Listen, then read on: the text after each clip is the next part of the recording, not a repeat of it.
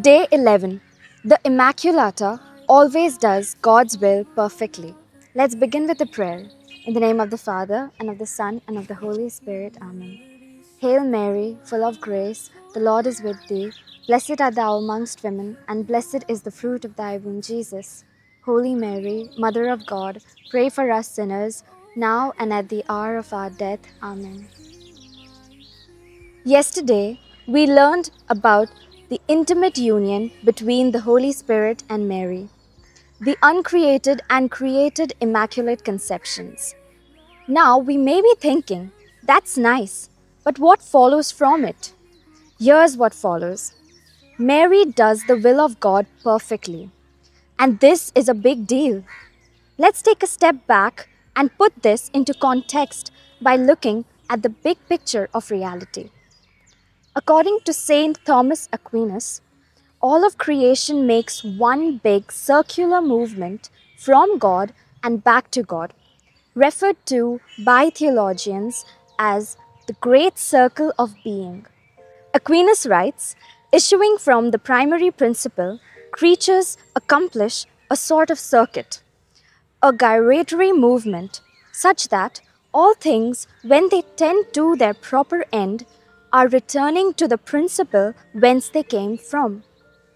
We were created by the Son and by the Holy Spirit, and hence it is by them that we are brought back to our end.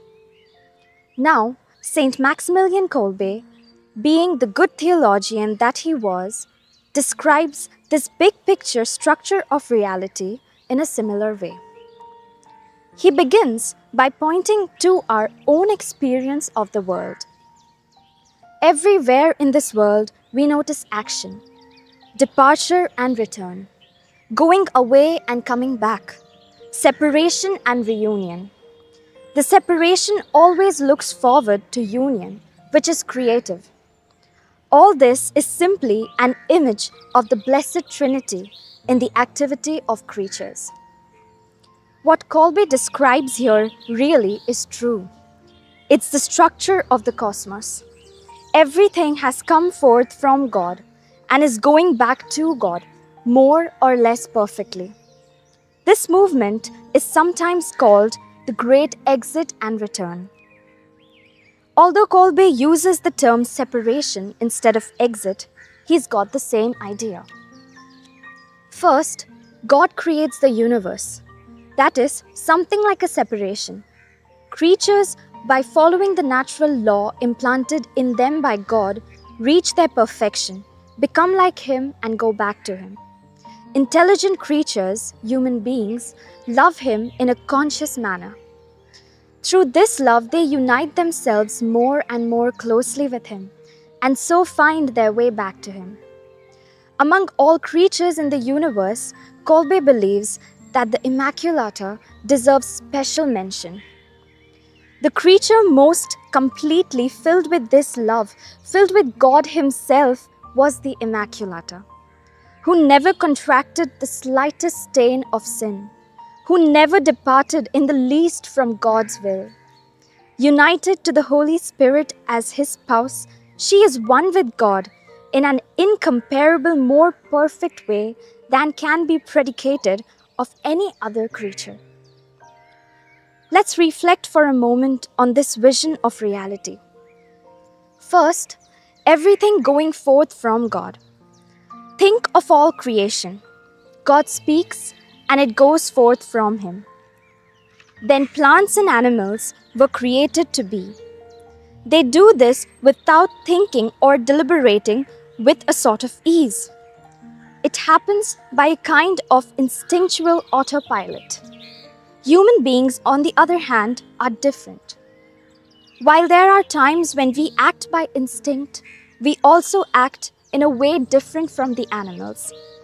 We act by reason and will, and we're conscious as we do so, present to ourselves as we act. This is what it means to be made in the image of God. We can know God and love Him, and whereas the animals do God's will by instinct, we can do His will freely and consciously. The problem is, we abuse the freedom God gave us. We don't always choose His will, and so we don't return to Him as we should. We sin. And if we sin gravely and don't fully repent, then we don't make it back to God. This is a great tragedy of human life. But thanks be to God, for He sent His only Son and the power of His Spirit to save us, to bring us back home to our Father in heaven.